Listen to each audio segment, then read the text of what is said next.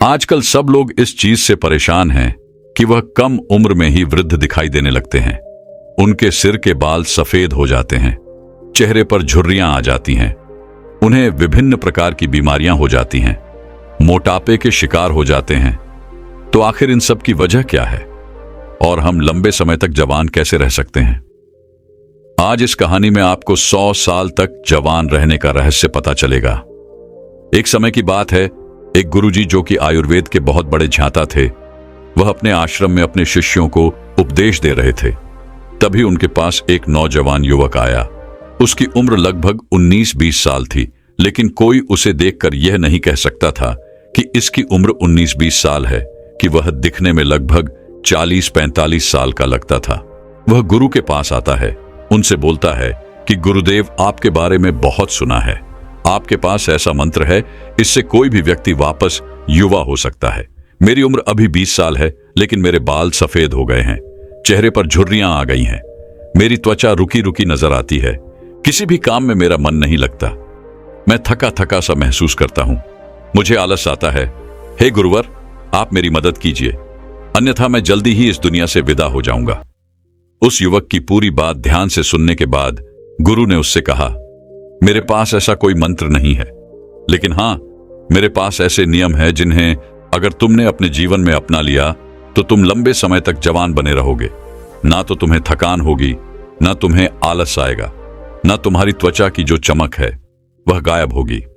तुम्हारे शरीर में ऊर्जा का संचार होगा, तुम्हारा शरीर भी मजबूत होगा, तुम्हारे दिमाग की क्षमता बढ़ जाएगी और तुम 80 साल की उम्र में भी 30 साल के नजर आओगे। गुरु की बातें सुनकर वह युवक बोला, मैं हर नियम का पालन करने को तैयार हूं, आप मुझे बस वह नियम बताइए। तब गुरु ने उससे कहा कि बेटा, मैं स्वयं भी इन नियमों का पालन करता हूं, तभी तो आज मुझे 120 साल हो गए, लेकिन आज तक मुझे कभी भी किसी भी प्रकार की कोई बीमारी नहीं हुई और आज भी मैं हर कार्य को आसानी से कर पाता हूं। मुझे कभी थकावट नहीं होती है, कोई आलस नहीं आता है, मैं हमेशा ऊर्जा से भरा रहता हूं। अब जो नियम मैं तुम्हें बताऊंगा उन्हें तुम ध्यान से सुनो और उनका पालन अपने जीवन में करो। 1 महीने के अंदर अंदर तुम युवा और ऊर्जा से भरपूर हो जाओगे। फिर गुरु ने उस युवक को पहला नियम बताया और कहा कि बेटा, सबसे पहला काम तुम्हें यह करना है कि तुम्हें सुबह जल्दी ब्रह्म मुहूर्त में उठना है, यानी कि तुम्हें 4 से 5 बजे के लगभग उठ जाना है। तुमसे 4 बजे नहीं उठा जाता तो तुम 5 बजे उठ जाओ। ब्रह्म मुहूर्त में उठने से तुम्हें दिव्य शक्तियां प्रदान होगी। उस समय जो भी तुम उन शक्तियों से मांगोगे वह तुम्हें अपने जीवन में जरूर मिलेगा। उस समय उठने से तुम्हारी बुद्धि तीव्र होगी। तुमने देखा होगा कि जितने भी महात्मा थे, जितने भी संत थे, जितने भी मुनि हुए, वह सुबह जल्दी उठ जाते थे, तभी तो वह जो भी चाहते थे वह सब कर पाते थे। ब्रह्म मुहूर्त में एकदम शुद्ध हवा होती है, जो कि हमारे शरीर के लिए बहुत ही अच्छी होती है। जब वह हवा हमारे भीतर आती है तो हमारे हर एक अंग स्वस्थ कर देती है। दूसरा नियम जो तुम्हें ध्यान में रखना है वह यह है कि ब्रह्म मुहूर्त में उठने के बाद तुम्हें योग प्राणायाम करना है। योग और प्राणायाम तुम्हारे शरीर को मजबूत और तुम्हें स्वस्थ रखते हैं। योगा करने से तुम्हारा शरीर मजबूत होता है और प्राणायाम करने से तुम्हारा मन मजबूत होता है और मन प्रसन्न रहता है, और जिसका मन प्रसन्न रहता है उसका तन प्रसन्न रहता है और वह लंबे समय तक जवान बना रहता है। आपको लगभग 40 मिनट तक योगा करना है और लगभग 20 मिनट तक प्राणायाम करना है, यानी कि ध्यान करना है। ध्यान आपको सभी प्रकार की चिंता तनाव से मुक्त रखता है। जो व्यक्ति चिंता और तनाव से मुक्त हो गया तो समझो उसके जीवन में खुशियां ही खुशियां हैं। चिंता और तनाव व्यक्ति को कम उम्र में ही बूढ़ा कर देती है, इसीलिए सबसे पहले इससे दूर रहो। इसके बाद गुरु तीसरा नियम बताते हुए कहते हैं, योग और प्राणायाम करने के आधा घंटा बाद सूर्य देवता की धूप लो। ऐसा करने से आपके शरीर में एक भी शक्ति की कमी नहीं होगी। 80 साल की उम्र छूने के बाद भी तुम्हें कोई रोक नहीं पाएगा। यह जो सूर्य की धूप है यह हमारे लिए बहुत जरूरी है। अगर 3 दिन तक सूर्य निकले ही ना तो धरती मरना शुरू हो जाएगी। पेड़ पौधे, पशु पक्षी, जीव जंतु, हर एक चीज सूर्य की ताकत को पाते हैं। हम जो ऑक्सीजन ले रहे हैं वह भी सूर्य की वजह से ही ले रहे हैं। हम जो भोजन करते हैं वह भी सूर्य की वजह से ही कर पाते हैं। हमारी हड्डियों में जो जान है वह भी सूर्य की वजह से है। हमारा दिमाग जो बहुत तेजी से काम करता है वह भी सूर्य की वजह से ही करता है। इसीलिए बड़े बड़े संत महात्मा सुबह उठकर सूर्य नमस्कार करते हैं, पूजा करते हैं। पूरी धरती इसी से वरदान पा रही है। जैसे आप अपने मोबाइल को चार्ज करते हैं, सूर्य आपको चार्ज करता है। यहां से आपके शरीर में शक्ति आती है। लेकिन आजकल लोग धूप में जाना पसंद नहीं करते हैं। उनका कहना है कि हमारी त्वचा खराब हो जाएगी, हमारी त्वचा का रंग काला पड़ जाएगा। लेकिन सूर्य की वजह से ही हम सब हैं और हमारी खूबसूरती का जो राज है वह सूर्य ही है। सूर्य की वजह से यह दिमाग चलता है और आप इसी दिमाग से सोचते हैं। सूर्य की धूप हमारे लिए नुकसानदायक है, लेकिन परमात्मा ने पहले से ही उसके ऊपर फिल्टर लगा के भेजा है।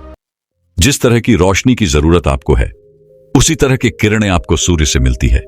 हमारे पूर्वज सूर्य स्नान को महत्व देते थे, इसीलिए रोजाना आधे घंटे सूर्य की धूप लेना शुरू कर दो। आपको बीमारियां कभी नहीं होगी और आप लंबे समय तक युवा बने रहेंगे।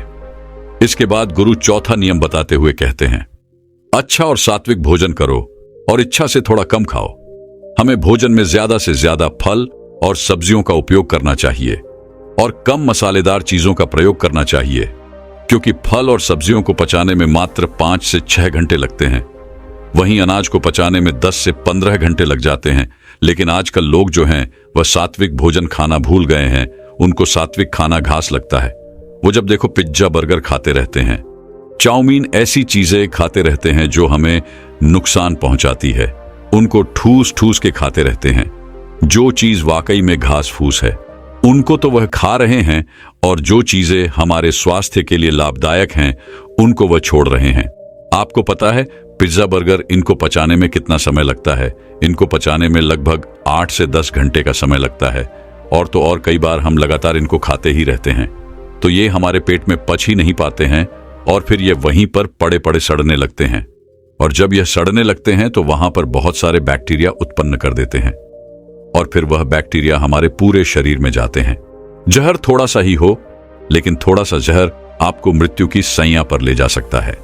जब हम 10 लीटर दूध में कुछ बूंद दही की डाल देते हैं तो वह पूरा का पूरा दूध दही में परिवर्तन हो जाता है। जो दही में बैक्टीरिया थे वो पूरे 10 लीटर दूध में मिल जाते हैं और 10 लीटर दूध को दही में परिवर्तन कर देते हैं। वैसे ही थोड़ा सा खराब भोजन हमारे शरीर में फैल जाता है, जिससे आपको विभिन्न प्रकार की बीमारियां होती हैं और आप उम्र से पहले ही बूढ़े नजर आने लगते हैं। ज्यादा मसाला आहार खाना खाने से किसी भी प्रकार की कोई ऊर्जा नहीं मिलती है, बल्कि यह खाना हमारी ऊर्जा को व्यर्थ कर देता है। क्योंकि जब हम ऐसा खाना खाते हैं तो इस खाने को पचाने में हमारी पूरी ऊर्जा व्यर्थ हो जाती है और हमें आलस आने लगता है, शरीर थका थका सा लगने लगता है। इसीलिए जितना हो सके सात्विक भोजन करो, क्योंकि ऐसे भोजन में ऊर्जा होती है। इसे पचाने में आपके शरीर की ऊर्जा भी ज्यादा व्यर्थ नहीं होती है, जिस वजह से आप ऊर्जा से भरपूर रहते हैं। और आपको एक बात और ध्यान में रखनी है, आपको भोजन करने का समय निर्धारित करना है। अगर आप शाम को 8 बजे भोजन खाते हैं तो अगली सुबह आपको 10 बजे ही भोजन करना है। ऐसा नहीं कि आप थोड़ी थोड़ी देर बाद कुछ खाते पीते हैं। जब हम थोड़ी थोड़ी देर में कुछ खाते पीते रहते हैं तो हमारा पहले वाला भोजन तो पचता नहीं है और हम ऊपर से दूसरा डाल लेते हैं, जिससे फिर वह हमारे पेट में सड़ता रहता है। हमें किसी भी प्रकार का लाभ नहीं पहुंचाता है। और इस बारे में तो मैंने पहले ही बता दिया कि जो भोजन सड़ता है उसका क्या होता है। इसीलिए भोजन करने के समय में अंतराल रखें। इससे आपका भोजन अच्छे से पच जाएगा और पेट में सड़ेगा भी नहीं। आपको भोजन उतना ही करना है जितने की आपको आवश्यकता हो। ऐसा नहीं कि आपका कोई मनपसंद भोजन है तो आप उसे ठूस ठूस कर खा लें। याद रखना बेटा, जितना कम खाओगे उतना लंबा खाओगे, यानी उतना लंबे समय तक खा पाओगे। सड़ा गला भोजन करोगे, यानी कि पिज्जा बर्गर खाओगे, मसालेदार चीजें खाओगे तो जल्दी बूढ़े हो जाओगे और मर जाओगे। लेकिन फल सब्जियां और सात्विक भोजन करोगे तो लंबे समय तक जीवित रहोगे और जवान रहोगे। फिर गुरु 5वां नियम बताते हुए कहते हैं कि बेटा, यह नियम बहुत महत्वपूर्ण है, इसे ध्यान से सुनो। हमारे शरीर में 3 तरह के दोष होते हैं, वात, पित्त और कफ। जब वात बिगड़ता है तो शरीर में 80 से ज्यादा रोग होते हैं। जब पित्त बिगड़ता है तो शरीर में 46 से 50 रोग होते हैं। और जब कफ बिगड़ जाता है तो शरीर में 26 नए रोग आते हैं। और जब वात, पित्त और कफ तीनों बिगड़ जाते हैं तो शरीर में 148 रोग आते हैं। यानी सर्दी जुकाम से लेकर कैंसर तक के सभी रोग आ जाते हैं। और जिसके शरीर में रोग रहते हैं वह तो जवान नहीं रह सकता है, लेकिन आपको इन तीनों दोषों से दूर रहना है। तो इस नियम को ध्यान से सुनो। आपको खाना खाने के बाद तुरंत पानी नहीं पीना है। अक्सर लोग खाना खाते ही पानी पी लेते हैं और कुछ तो खाना खाने नहीं बैठते, उससे पहले भी पानी पिएंगे और खाना खाने के तुरंत बाद भी पानी पिएंगे। और कुछ तो ऐसे हैं कि एक निवाला खाने का और एक निवाला पानी का पीते हैं। लेकिन ये सभी तरीके गलत हैं, क्योंकि महर्षि भट्ट कहते हैं कि भोजन करने के तुरंत बाद पानी पीना मतलब जहर को पीना है। इसीलिए कभी भी खाना खाने के तुरंत बाद पानी नहीं पीना चाहिए, क्योंकि जब हम खाना खाते हैं तो वो खाना हमारे पेट में जाकर एक जगह इकट्ठा हो जाता है, जिसे जठर कहते हैं। आपके पेट में नाभि के लेफ्ट साइड में एक जठर होता है। आप जितना भी खाना खाते हैं, रोटी, चावल, सब्जी, दूध, ये सभी वहां पर जाकर इकट्ठा हो जाता है। अब जठर में जैसे ही खाना इकट्ठा होता है तो उसमें आग जलती है और उस आग को कहते हैं जठरा अग्नि। और वो अग्नि खाने को पचाती है। वो अग्नि खाने को ऐसे पचाती है जैसे रसोई घर में अग्नि खाने को पकाती है। आपके रसोई घर में जब आप अग्नि जलाते हैं और उसके ऊपर दूध रखते हैं, उस दूध में थोड़े चावल डालते हैं, तो अग्नि जब तक जलती रहेगी तब तक खीर बनती रहेगी। ऐसा ही पेट में होता है। जैसे ही आपने खाना खाया, पेट में अग्नि जलती है, और जब तक अग्नि जलती रहेगी तो खाने को पचाने की प्रक्रिया भी चलती रहेगी। जैसे रसोई घर में खाना पकाते हैं, वैसे ही पेट में खाना भी पका है। उसी को पाचन क्रिया कहते हैं। लेकिन जैसे ही आपने खाना खाया और तुरंत गटागट पानी पी लिया और खूब ठंडा पानी पी लिया, बर्फ मिलाया हुआ पानी पी लिया, तो क्या अग्नि जलेगी या फिर बुझेगी? अग्नि के ऊपर पानी डालोगे तो अग्नि की पानी से दोस्ती तो है नहीं, दुश्मनी है। पानी अग्नि को बुझा देती है। तो आपने खाना खाया, उसके बाद आपकी जठराग्नि चलती है और आपने पीछे से गटगट पानी पी लिया, तो अब वो अग्नि जो है वो शांत हो गई। अब खाना नहीं पचेगा, वह पेट में पड़ा पड़ा सड़ता रहेगा और सड़ा हुआ खाना 100 से भी ज्यादा विष पैदा करेगा, और वह विष आपकी जिंदगी को नरक बना देंगे और आप जिंदगी भर बीमार पड़े रहेंगे और बूढ़े हो जाएंगे। कुछ लोग कहते हैं कि मुझे पेट में गैस बनती है, खाना हजम नहीं होता है, पेट में जलन रहती है। लेकिन ये सभी बीमारियां खाने के ना पचने की वजह से नहीं होती है, बल्कि खाना खाने के तुरंत बाद पानी पीने से होती है। अगर आपको पानी पीना है तो खाना खाने के 1 घंटे बाद पानी पीना चाहिए, और खाना खाने के 40 मिनट पहले आप जितना चाहें उतना पानी पी सकते हैं। लेकिन खाना खाने से पहले और खाना खाने के बाद तुरंत आपको पानी नहीं पीना है, क्योंकि 1 घंटे के अंदर अंदर आपकी जठराग्नि उस खाने को पचा देती है। उसके बाद आप पानी पी सकते हैं। फिर गुरु उस युवक को कहते हैं कि बेटा, आप खाना खाने के बाद पानी तो नहीं पी सकते हैं, लेकिन हाँ, आप खाना खाने के बाद फलों का रस, दही या दूध पी सकते हैं। आप सुबह फलों का रस ले सकते हैं, दोपहर में दही या लस्सी पी सकते हैं, और रात्रि के भोजन के पश्चात आप दूध भी पी सकते हैं। आपके वात, पित्त, कफ तीनों इस छोटे से नियम से संतुलन रहेंगे। इसके बाद गुरु ने उस युवक से कहा कि बेटा, जब भी पानी को पियो तो हमेशा घूंट घूंट करके पियो। एक साथ पानी पीना बहुत गलत है, क्योंकि जब हम घुट घुट करके पानी पीते हैं तो मुंह की लार पानी के साथ मिलकर पेट के अंदर जाती है, और ये जो मुंह की लार होती है वह क्षारीय होती है, और पेट में हमेशा अम्ल बनता रहता है जब हम पानी पीते हैं, और मुंह की लार उसके साथ अंदर जाती है और वह अम्ल के साथ मिल जाती है, जिससे व्यक्ति के पेट का जो अम्ल है वह नष्ट हो जाता है। उसे एसिडिटी नहीं होती है, पेट में जलन नहीं होती है, उसे गैस भी नहीं बनती है, और साथ ही साथ रक्त में अम्लता नहीं होती है। और जिनके रक्त में अम्लता नहीं होती है उनका वात, पित्त और कफ तीनों का हमेशा संतुलन बना रहता है। इसीलिए हमेशा घुट घुट करके 5, इसके बाद वह दूसरी बूंद पानी की उठाती है और उसे भी पी जाती है। इसी तरह कुत्ता, बिल्ली, शेर, जितने भी जीव जंतु हैं वो भी घूंट घूंट करके, चाट चाट के पानी को पीते हैं। इसलिए कभी भी पक्षी या जानवर को कोई डायबिटीज नहीं होती है, कोई आर्थराइटिस नहीं होता है, कोई पक्षी ओवरवेट नहीं होता है, वो सब स्वस्थ रहते हैं। लेकिन उन पशु पक्षियों को ये कौन सिखाता है? वह अपने जन्म से ही ये ज्ञान सीख के आते हैं। उनका कोई गुरु नहीं होता है, उनका कोई विद्यालय नहीं होता है, उनके कोई प्रशिक्षण शिविर नहीं है। फिर भी उन्हें इतनी अक्ल है कि वह पानी को घुट घुट करके पीते हैं। और हम मनुष्य जिनके इतने गुरु हैं, इतने विद्यालय हैं, इतने शिक्षक हैं, सिखाने वाले हैं, और हम मूर्ख के मूर्ख हैं, घटाघट पानी को पीते रहते हैं।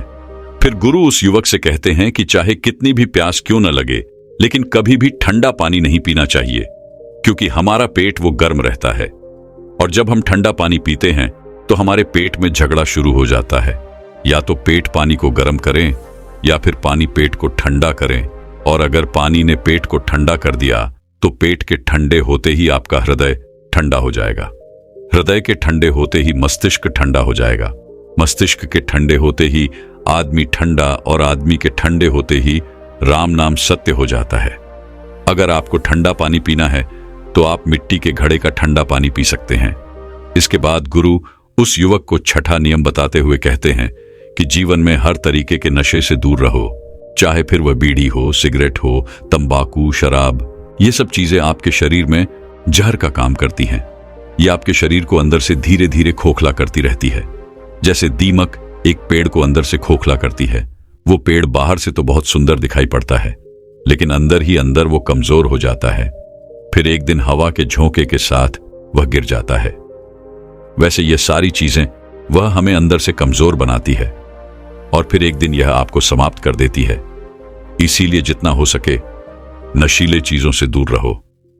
फिर गुरु उस युवक को कहते हैं कि बेटा, अगर तुमने इन 6 नियमों का पालन 1 महीने तक भी कर लिया तो 1 महीने के अंदर ही तुम्हें तुम्हारे भीतर परिवर्तन दिखना शुरू हो जाएगा, और कुछ ही दिनों में तुम स्वस्थ और जवान हो जाओगे, और हमेशा जवान बने रहोगे। चेहरे की चमक आसानी से और सरल तरीके से कैसे बढ़ानी है, इस विषय पर दोस्तों अब अगली कहानी की शुरुआत करते हैं। एक बार एक नवयुवक एक गुरु के पास जाता है। वह गुरु आयुर्वेद के बहुत बड़े जाता थे। वह युवक उनके पास आकर रोने लगता है। उसने अपना चेहरा एक कपड़े से बांध रखा था। जब गुरु ने उसे रोते हुए देखा तो उससे पूछा कि बेटा क्या हुआ, तुम क्यों रो रहे हो, और तुमने अपना चेहरा ऐसे क्यों बांध रखा है?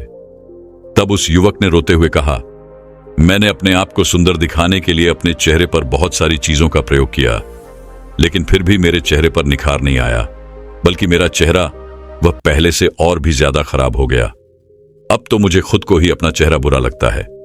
जिन जिन लोगों ने मुझे जो जो बताया मैंने वो सब कुछ करके देख लिया, लेकिन मेरे चेहरे की चमक वह बिल्कुल खत्म हो गई। चेहरे पर काले काले धब्बे हो गए, फोड़े निकल आए। गुरुदेव, मैंने आपके बारे में बहुत सुना है। आप मेरी समस्या का समाधान कीजिए और मुझे कुछ ऐसा उपाय बताइए जिससे मेरा चेहरा ठीक हो सके और उस पर चमक आ सके। युवक की बात सुनकर गुरु ने कहा कि बेटा, भगवान ने हमें जैसा रंग रूप दिया है वह हम सभी के लिए बहुत अच्छा है। तुमने अधिक सुंदर दिखने के चक्कर में अपने चेहरे को बिगाड़ लिया है, जबकि सुंदरता तो अपने आप में झलकती है।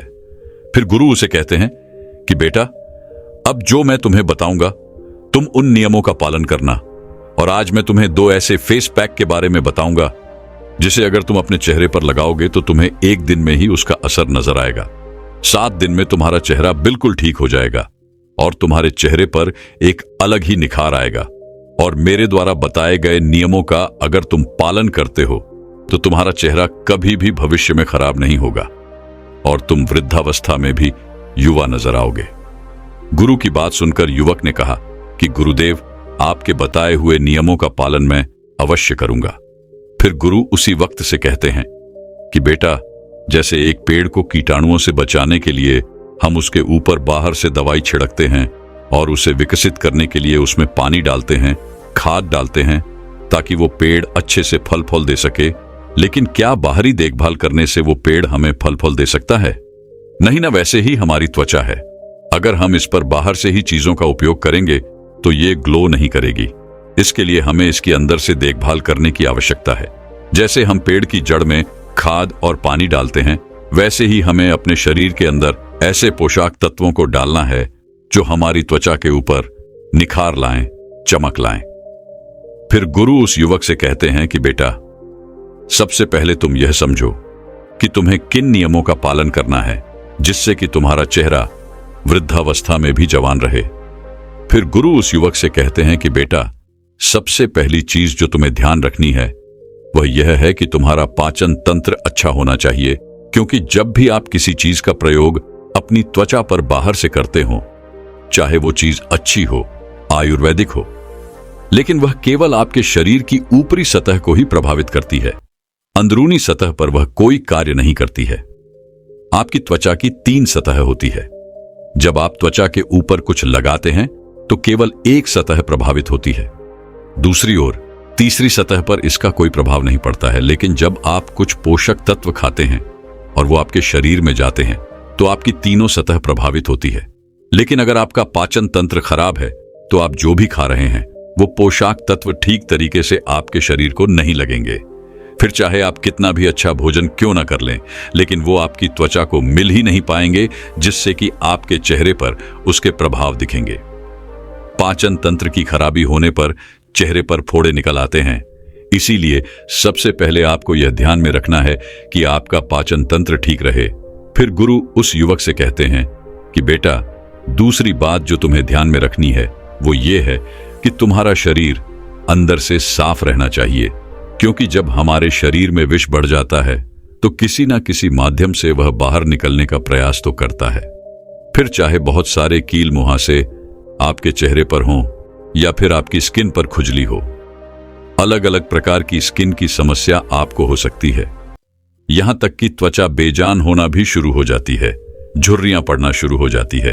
अगर शरीर में विष है तो उसका सीधा प्रभाव आपकी त्वचा पर दिखाई पड़ता है। तो इसीलिए जरूरी है कि आप अधिक जल पिएंगे, क्योंकि जब आप अधिक जल पिएंगे तो आप हाइड्रेटेड रहेंगे। इससे आपकी त्वचा में जितने भी ड्राइनेस है वो खत्म होगी और त्वचा अच्छी रहेगी। दूसरे स्थान पर आपको अधिक मात्रा में फलों का सेवन करना है और जूस का प्रयोग करना है। और हफ्ते में 1 दिन आपको अन्न नहीं खाना है, क्योंकि अन्न आपकी आंतों में जाकर चिपक जाता है। लेकिन जब आप फल सब्जियों और जूस का आप सेवन करते हैं तो वह आपके शरीर में सफाई का काम करते हैं और आपके शरीर में पोषक तत्वों की पूर्ति करते हैं। इसीलिए आपको प्रतिदिन फलों का उपयोग करना है और हफ्ते में 1 दिन ऐसा रखना है जिसमें आपको फलों के रस का ही सेवन करना है और अन्य बिल्कुल नहीं खाना है। इससे आपका शरीर अंदर से बिल्कुल साफ हो जाएगा। और अगर आपके शरीर के अंदर पित्त की मात्रा बढ़ी हुई है, एसिड बढ़ा हुआ है, तो वह भी कम हो जाएगा, क्योंकि पित्त का सीधा प्रभाव हमारी त्वचा पर पड़ता है। इसीलिए जब आप उन चीजों को ज्यादा ग्रहण करते हैं जो पक्की हुई नहीं है, जिससे प्रकृति से सीधा प्राप्त किया है, तो वह आपकी त्वचा पर सीधा और बहुत अच्छा प्रभाव डालेगी। आपकी त्वचा अंदर से निकलती है। फिर गुरु उस युवक से तीसरा नियम बताते हुए कहते हैं कि आपको ठंडे पानी से नहाना है। ठंडे पानी का मतलब यह नहीं है कि आप बर्फ वाले पानी से नहाएं, आपको ताजे पानी से नहाना है बेटा। जितने भी ऋषि मुनि थे वो तालाब सरोवर के जल स्नान करते थे, क्योंकि वो जल ताजा रहता है। आपको भी ताजे जल से नहाना है, कभी भी पानी को गर्म करके नहीं नहाना है। जब आप ताजे पानी स्नान करते हैं तो इससे आपका रक्त प्रवाह बहुत ही अच्छी तरीके से कार्य करता है और आपको नींद भी अच्छी आती है।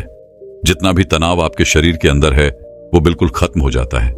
यह आपकी त्वचा को अंदर से निखारता है और जब आपकी त्वचा अंदर से निखरती है तो बाहर अपने आप ही उस पर चमक आना शुरू हो जाती है। फिर गुरु चौथा नियम बताते हुए कहते हैं कि बेटा, तुम्हारा मानसिक स्वास्थ्य और नींद, ये दोनों चीज आपको ठीक रखनी है। अब तुम पहले नींद के बारे में समझो।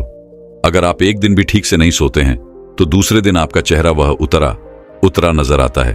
और आप कुछ दिन नहीं सोते हैं तो आपके चेहरे पर डार्क सर्कल होना शुरू हो जाते हैं, चेहरा बेजान सा हो जाएगा, त्वचा रुकी लगेगी, क्योंकि नींद का सीधा प्रभाव आपके चेहरे पर, आपकी त्वचा पर पड़ता है। इसीलिए आपको नींद अच्छी तरीके से लेनी है। आपको फोन का प्रयोग कम से कम करना है। सोने के 1 घंटे पहले फोन को साइड में रख देना है। नींद को अच्छा करने के लिए आप आयुर्वेदिक औषधि का आश्वासन ले सकते हैं, जो आपकी नींद को अच्छा करती है। आपकी चिंता आपके तनाव स्तर को कम करती है। अश्वगंधा का प्रयोग आपको सोने के 1 घंटे पहले करना है। आपको 1 चम्मच की मात्रा में इसका प्रयोग करना है। फिर गुरु उस युवक को 5 माध्यम बताते हुए कहते हैं कि बेटा, यह नियम बहुत जरूरी है। आप चाहे कितना भी व्यायाम कर लो, आप चाहे कितना भी अच्छा भोजन क्यों ना कर लो, आप कुछ भी कर लो, लेकिन अगर आपने ब्रह्मचर्य का पालन नहीं किया तो आपको अनेक समस्या होगी। आपका शरीर दुर्लभ हो जाएगा, आपकी ऊर्जा नष्ट हो जाएगी, चेहरे की चमक चली जाएगी, मानसिक स्थिति खराब हो जाएगी और आपका आचरण गलत हो जाएगा। जीवन में अनेक समस्याएं आ जाएंगी। इसीलिए सभी लड़के हों या फिर लड़कियां हों, उन्हें ब्रह्मचर्य का पालन करना चाहिए, क्योंकि जो व्यक्ति ज्यादा वासना में लिप्त रहता है उनको पता ही नहीं रहता कि वो अपने साथ गलत भी कर रहा है। फिर गुरु उस युवक को छठवां नियम बताते हुए कहते हैं कि बेटा, आपको खाली पेट सुबह चाय का प्रयोग करना बंद करना है। यह त्वचा के लिए आपकी बहुत अधिक हानिकारक हो सकता है। कैसे हो सकता है? देखें, आप खाली पेट चाय पीते हैं तो जो आपके पेट के अंदर की लाइनिंग होती है यह उसको प्रभावित करती है और वहां के सेल्स को यह खराब करना शुरू कर देती है, जिससे कि गैस्ट्रिक जूसिन का सिक्रीशन ठीक तरीके से नहीं हो पाता है और उसे आपके पाचन तंत्र पर भी नकारात्मक प्रभाव पड़ते हैं। आपका पाचन अच्छा नहीं होता है, भोजन करने का मन नहीं करता है। विशेष रूप से यह आपके शरीर में पित्त को बढ़ाता है।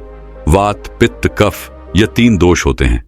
इनमें से आपके त्वचा को और बालों को सबसे अधिक पित्त प्रभावित करता है। जब आपके शरीर में एसिडिक प्रभाव पड़ना शुरू हो जाता है, एल्कलाइन इफेक्ट कम होना शुरू हो जाता है, तब उस स्थिति में आप अपनी त्वचा को ठीक नहीं रख सकते हैं। तो आपको करना क्या है कि सुबह खाली पेट चाय का प्रयोग करना बिल्कुल बंद करना है। इसके बजाय आपको सुबह उठना है, 2 ग्लास आपको गुनगुना पानी लेना है, बैठ करके या फिर मलासन में बैठ करके। इस पानी को आपको धीरे धीरे से पीना है। आप चाहे तो इस पानी में 2 चम्मच आंवले का रस डाल सकते हैं। आंवले में विटामिन सी पर्याप्त मात्रा में पाया जाता है और एंटी एजिंग के लिए विटामिन सी बहुत ही उपयोगी रहता है। तो इस चीज का आप प्रयोग करते हैं तो आपका जो मल है वह भी ठीक तरीके से बाहर आएगा।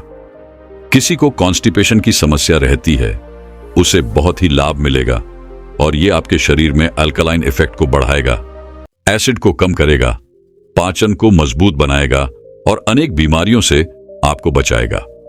फिर गुरु उस युवक को 7वां नियम बताते हुए कहते हैं कि बेटा, आपको गर्म पानी का भाप लेना है। इसके लिए आपको एक पात्र लेना है, उसमें गर्म पानी लेना है। गर्म पानी से जो भाप उठ रही है उसके ऊपर अपने चेहरे को लेकर के जाएं। ऊपर से एक तौलिया आप ढक लें। तो ये भाप जब ये आपके चेहरे के ऊपर पड़ेगे तो जो आपके रोम छिद्र हैं ये खुलने शुरू हो जाएंगे। साथ ही साथ जो आपके चेहरे की ब्लड वेसल्स हैं वह खुलने लगेगी और वहां पर ब्लड का सर्कुलेशन इंप्रूव होना शुरू हो जाएगा। इससे आपके चेहरे पर चमक आएगी और त्वचा जो बेजान होने लगी है वह सेल्स अच्छे से बेहतर तरीके से काम करना शुरू कर देंगे और इससे आपके चेहरे पर चमक आएगी। इस तरीके से आपको यह अभ्यास करना शुरू करना है। 1 मिनट तक, 2 मिनट तक ऐसा आपको करना है। उसके बाद आप दोनों हाथों को रब कर लें और अपने चेहरे पर अपने हाथों को 5 बार, 10 बार आपको रब करके रखना है। हाथों से जो यह ऊष्मा मिलेगी यह ब्लड का सर्कुलेशन बढ़ाएंगी, ब्लड का सर्कुलेशन इंप्रूव करेगी। इस 10 मिनट के कार्य से आपको इतना अच्छा प्रभाव पड़ेगा कि बहुत ही अच्छे लाभ इससे आपको देखने को मिलेंगे।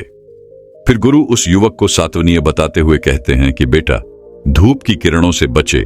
आपके त्वचा में मेलोइनोसाइड नाम की कोशिकाएं होती हैं जो कि मेलानिन का सिग्रिएशन करती हैं, जो कि आपके बालों और आपके त्वचा के रंग को निर्धारित करता है। साथ ही साथ की मेलन आपको सूर्य की हानिकारक किरणों से भी बचाता है। जब आप तेज सूर्य की किरणों में जाते हैं और सीधा सूर्य की किरणों आपके चेहरे पर पड़ती है, विशेष रूप से 10 बजे से लेकर के 2 बजे तक जो समय होता है, इसकी जो किरणें होती हैं जब आपके त्वचा के ऊपर पड़ती है तो यह आपकी त्वचा को खराब करती है। अब त्वचा को बचाने के लिए मेलानिन की स्थिति बढ़ती है। यह आपकी त्वचा को प्रोटेक्ट करता है और आपका रंग सांवला होना शुरू हो जाता है। साथ ही साथ सामने ढंग से समस्या नहीं है।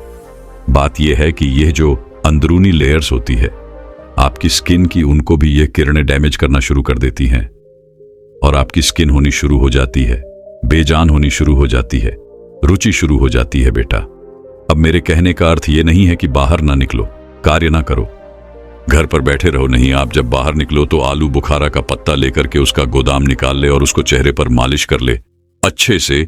इससे आपके चेहरे पर एक प्रोटेक्शन लेयर चढ़ जाएगी और जो ये लेयर आपके चेहरे के ऊपर चढ़ेगी यह आपको सूर्य की हानिकारक किरणों से बचाएंगी और यह बहुत ही ज्यादा उपयोगी है। फिर गुरु उसी युवक से कहते हैं कि बेटा, अब मैं तुम्हें 2 ऐसे जादुई फेस पैक के बारे में बताता हूं जो तुम्हें अपने चेहरे पर लगाने हैं। इसे लगाने से 1 दिन के अंदर अंदर तुम्हें असर दिखाई देना शुरू हो जाएगा। इसे आपको सुबह नहाने से पहले लगाना है। इसे बनाने के लिए आपको 2 चम्मच मोटा पिसा हुआ बेसन लेना है। फिर उसमें कच्चा दूध डालना है। दूध की मात्रा बस इतनी रखनी है कि एक गाढ़ा पेस्ट बन जाए। फिर इसमें आपको 2 चुटकी हल्दी डालनी है। सभी चीजों को अच्छे से मिलाना है और आपका जादुई पैक तैयार हो गया। इसे आपको अपने चेहरे पर मसाज करते हुए लगाना है। मसाज आपके रक्त संचार को बढ़ाता है, आपके फेस के डेड सेल्स को निकालता है, जिससे आपकी स्किन व्रत करना शुरू कर देती है। 5 मिनट आपको मसाज करना है। फिर इसे 10 से 15 मिनट तक सूखने के लिए छोड़ देना है। इसके बाद आपको चेहरे को धो लेना है। इसके बाद आपको किसी भी साबुन या फेस वॉश का प्रयोग नहीं करना है। फिर गुरु उस युवक को 8वां नियम बताते हुए कहते हैं कि बेटा, आपको सोने से पहले रात को दूध की मलाई ले लेनी है। अब चाहे गाय का दूध हो चाहे भैंस का दूध हो, मलाई का कार्य है आपकी त्वचा को मॉइस्चराइज करना और रूखापन खत्म करना। यह आपके त्वचा में एक जान डाल देगी और चमकानी शुरू हो जाएगी। इसका प्रभाव बहुत अच्छा मिलेगा। तो आपको सोने से पहले इसको भी इतना ज्यादा नहीं लगाना है, बस थोड़ा सा लेकर के मैसाज करना शुरू कर देना है और चेहरे के ऊपर बस एक हल्का सा दिखाई दे कि जैसे आपने ओली चीज कुछ लगाई है, लेकिन आपको बहुत ज्यादा ऐसा नहीं कि मलाई दिखाई दे रही है, वो पूरी आपकी त्वचा में अब्सॉर्ब हो जाए। इतना आपको मालिश करनी है, थोड़ी मात्रा में लगाना है। इसको लगा करके आप सो जाएं और सुबह उठ करके चेहरे को साफ करने के लिए फिर से उसी लेट का आपको प्रयोग करना है। बस यही रूटीन आप 15 दिन फॉलो करके देखें। 15-20 दिन में आपको बहुत लाभ देखने को मिलेंगे। अब दूसरे फेस पैक को बनाने के लिए तुम्हें जिन चीजों की आवश्यकता है उसमें पहली चीज है शहद। शहद में बहुत सारे एंटीऑक्सीडेंट्स होते हैं जो कि त्वचा को खूबसूरत और जवान बनाए रखते हैं और साथ ही साथ ये आपके रंग को भी साफ करता है और स्किन में मॉइस्चर भी पैदा करता है। दूसरी चीज है नींबू। नींबू में विटामिन सी होता है जो कि एक ऐसा तत्व है जो स्किन की ब्राइटनेस को कम करता है, आपके रंग को निखारता है।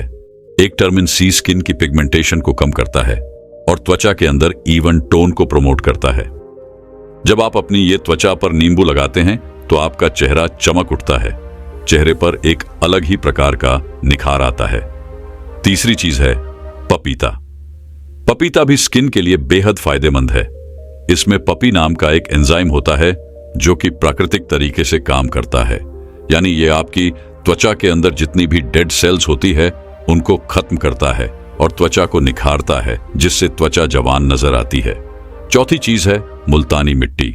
मुल्तानी मिट्टी एक प्राकृतिक पदार्थ है जो कि आपकी त्वचा से गंदगी को, एक्स्ट्रा तेल को खींच कर बाहर निकाल देती है, जिससे त्वचा साफ होती है और त्वचा चमकदार दिखाई देती है और दावे तुलसी होने की शिकायत खत्म हो जाती है।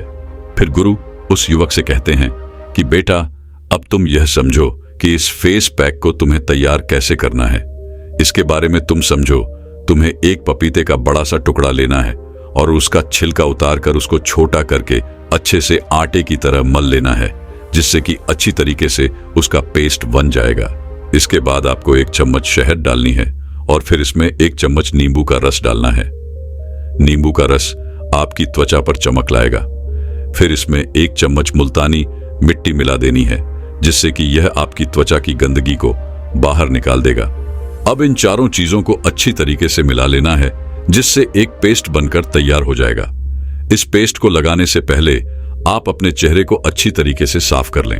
चेहरे को सूखने के बाद इस पेस्ट को अपनी उंगलियों के सहारे अपने चेहरे पर अच्छी तरीके से लगाएं और इसके बाद 20 से 30 मिनट तक इसे लगा रहने दें। जब यह सूख जाए फिर इसे गुनगुने पानी से धो लें। इसे लगाने के बाद आपकी त्वचा पर एक अलग ही प्रकार का निखार आएगा और आपका चेहरा चमक उठेगा, जो न ही किसी बीच से चमकता है और ना ही फेशियल से चमकता है, ना ही किसी स्क्रीन से चमकता है।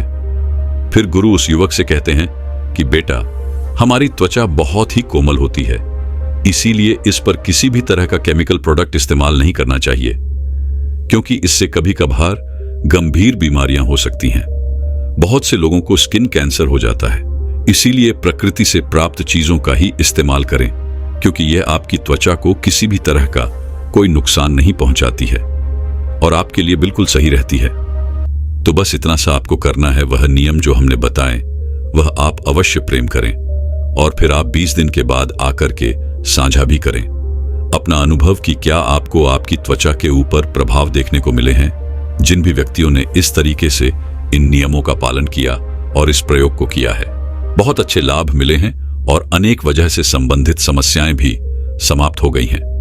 तो यह सरल, प्राकृतिक और उपयोगी प्रयोग है। इसको आप यह नहीं कि 15-20 दिन ही, इसको आप निरंतर चाहे साल भर तक प्रयोग करें। लाभ ही है, हानि कुछ नहीं है। ऐसे ही चीजों का हमें प्रयोग करना है और अपने स्वास्थ्य को हर तरीके से हमें बेहतर बनाना है। यही हमारा उद्देश्य है। दोस्तों, मैं उम्मीद करता हूं कि यह कहानी सुनने से आपके जीवन में अच्छे बदलाव आए होंगे। आपको इस वीडियो से क्या सीखने मिला, ये कमेंट करके जरूर बताएं और अपने परिवार, औरत, सिंगल दोस्त या आपके करीब इंसान के साथ ये कहानी शेयर करके उन्हें भी इस ज्ञान से परिचित करवाएं।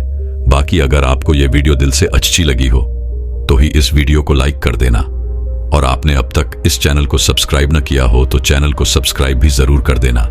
आपका हर दिन शुभ हो और खुशियों से आपका जीवन भरा रहे। धन्यवाद। नमो बुद्धाय।